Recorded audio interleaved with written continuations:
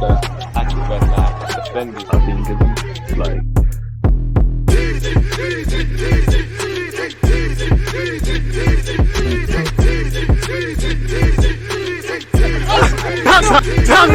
people deluded. I'm back again. Come on, Ian. Come on, Ian. People deluded. I'm back again. Appreciative to everybody tuned in. Happy Monday, folks. Good morning, good afternoon, good evening, and of course, good night, depending on where you lot are. Do me a favor, subscribe if you haven't. Smash the like button if you haven't. Let's go over the latest news, views, talking points, and views concerning Arsenal Football Club. Congratulations to my fellow Gooners, because we won the English Super Cup Community Shield it's not last afternoon, yesterday afternoon on Sunday. But on Monday evening, people, first things first, Nottingham Forest reached agreement to sign Matt Turner from Arsenal. Our 29-year-old USMNT international is scheduled to undergo a medical later today, in brackets on Monday. Nottingham Forest have reached an agreement. Some say it's 7 million rising to 10. Some people say it's 10 million plus. Considering he's been here for a year, it seems like, he's deemed, I can't get a look in. I want to go play first team football. Apparently, Forest want to sign 2 keepers, and they've been linked with Dean Henderson. I don't know if it makes much sense from Matt Turner's perspective.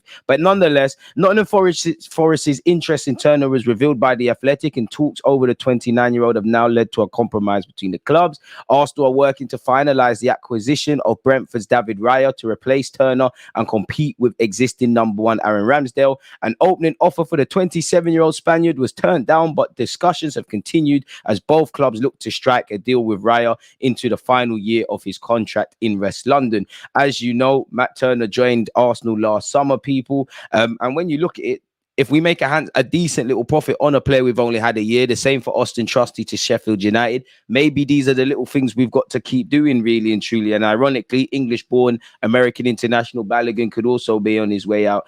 They're still targeting Dean Henderson as well, people. Apparently, Forest remain determined to bring Henderson back to the City ground, and discussions are being held with Manchester United. An appearance clause in a loan-to-buy agreement has been what's holding it back. And they did have Keylor Navas, so maybe they want 2 kind of guys that can be number 1s in their own right, like Dean Henderson and Navas, according to what club they're at. Moving away from that, Romano has said new round of talks will take place today for David Raya. Deal between Arsenal and Brentford. Negotiations are advancing to key final stages. Turner will join Nottingham Forest on a permanent deal. The CBS Soccer has also said, people, it is all changing the goalkeeping department at the Emirates Stadium, with sources close to negotiations saying Arsenal are very close to securing the services of Spain international David Raya from Brentford. The Gunners' opening offer may have been turned down, but there's a will from all parties to agree a deal. Crucially, if everyone wants to get a deal agreed, we're moving in the right direction, people.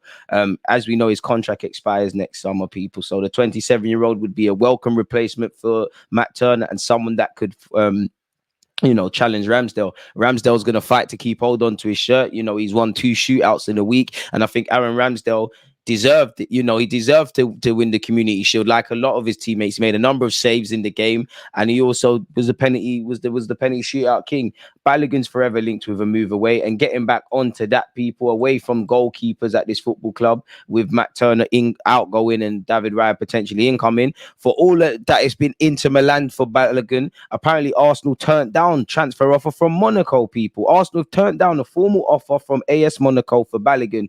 Monaco had an opening verbal proposal for Balogun rejected following a pre-season friendly between the clubs last week. A written bid has now also been knocked back, although Monaco's pursuit of Balogun continues. He's also been linked with Lens as well today, people. As you know, both Milan clubs, Leipzig and a bunch of others, and even been linked with a couple of Premier League teams. Apparently West Ham are interested. We're going to get into it, but allegedly Crystal Palace are interested as well. A written bid has now also been knocked back, although Monaco's pursuit of Balogun continues. The Liga side sporting director Thiago Scerio has a strong relationship with Edu, his opposite number at Arsenal. Inter Milan are another interested party, but it's unclear if they have the budget to make an acceptable approach. The Serie A side are in the market for a new striker after both Lukaku and Edin Dzeko left. Scamacca is actually signed for Atalanta, so they could double down on Balogun, people. And as you know, Monaco need to sign a striker on the best of days, and Embolo has been ruled out for several months with a cruciate ligament rupture, which you hope he gets through that. As we know, Balogun, every day he's linked with a new club.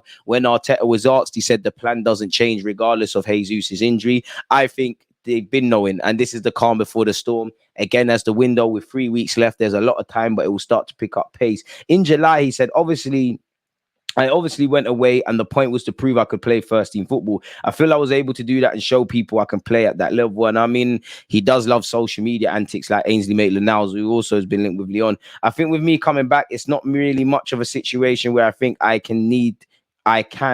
I think I can need to try extra hard to prove myself. I think it's a decision that's not really with me. Whatever happens, I'm cool with it. And I don't think it is. I just don't think you're Arteta's cup of tea, rightly or wrongly.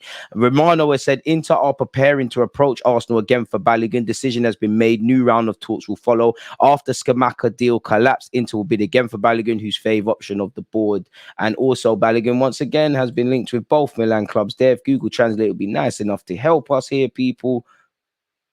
Again, Balogun's been linked with a move away. Apparently, they're ready to go in with £25 million with an offer with 5 bonuses, but alternatively could uncover the Lukaku proposal or a costly loan with the redemption obligation at 35 million quid. So a lot of reports. Crystal Palace have been knocked back allegedly in their pursuit of not only Balogun, but also Eddie Nketiah, as they're looking for a striker.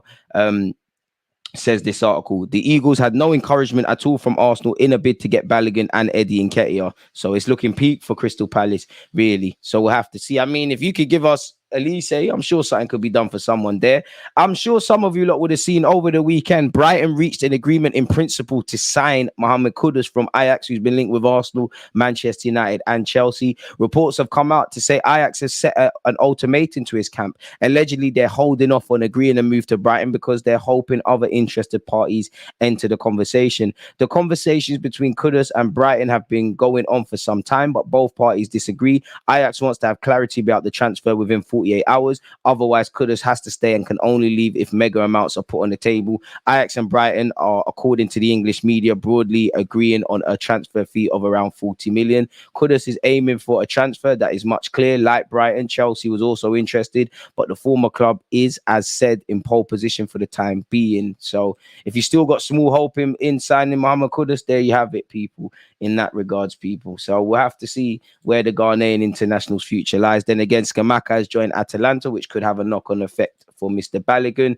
This article has just said, once again, we're in talks to get Matt Turner shipped out to Nottingham Forest and bring David Raya to the club. Allegedly, Arsenal have failed with an approach for Barcelona forward Ansu Fati, with neither the player or the club keen on the deal. Fati allegedly snubbed a potential move to Arsenal and will now be staying with Barcelona beyond the summer. That is according to a report from Catalan newspaper Sport, who claim Arsenal made a serious move for Fati. And I mean, he can play across the front 5 positions, and he is young, so I hear it, but the Gunners are thought to have been one of the last clubs to have made a move for Fati, but the deal won't be happening. It's stated Arsenal made a very tempting proposal to Barcelona, but both they and Fati have rejected the potential move. Now, some say he's actually on leaving, and with them selling Ousmane Dembele allegedly to PSG, I don't know if there's any clarity out of this, people. It does look like George Mendes has been pushing for Fati to leave, but he's insisted he wanted to stay at Barca, so we'll have to see really and truly what happens. A talented player who's still only 20, but has had a torrid time with injuries that's disrupted his progress.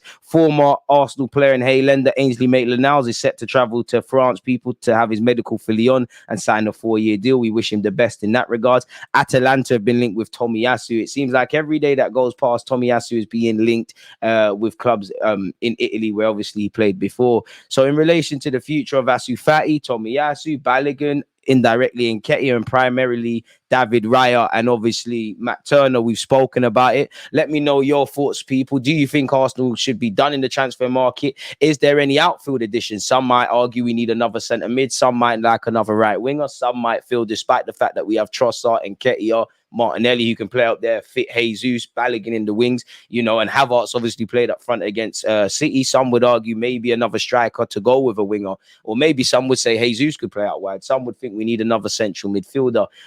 Clearly, Arsenal are trying to get a move on where outgoings are suspected, people. You know, if we can get decent money for Balogun, if we can get Pepe off the books, if Tavares, Lokonga, maybe Lokonga was at Wembley, but you saw Cedric, Marquinhos, Tavares, all of them kind of players at Wembley. I don't know why Lokonga weren't there. You know, we probably need to claw back some fees. I think Arsenal have done quite well in that we've tied down players to new deals. We've obviously brought in the 3 primary targets of Kai Havertz, Declan Rice and Timber that Arteta wanted. If we can get some outgoings and if we can be alert to market situations like David Raya, a centre, sorry, a man said centre, a goalkeeper that Arteta wanted, then it should make our club ultimately have a stronger squad and more squad depth and, you know, be that much better in our pursuit of winning major honours. So let me know your thoughts on everything. Don't forget to like, comment and subscribe. But for now, people, I'm out. One love, and I hope you're all having a great Monday. There's always just that active red flag, defending. I think it's like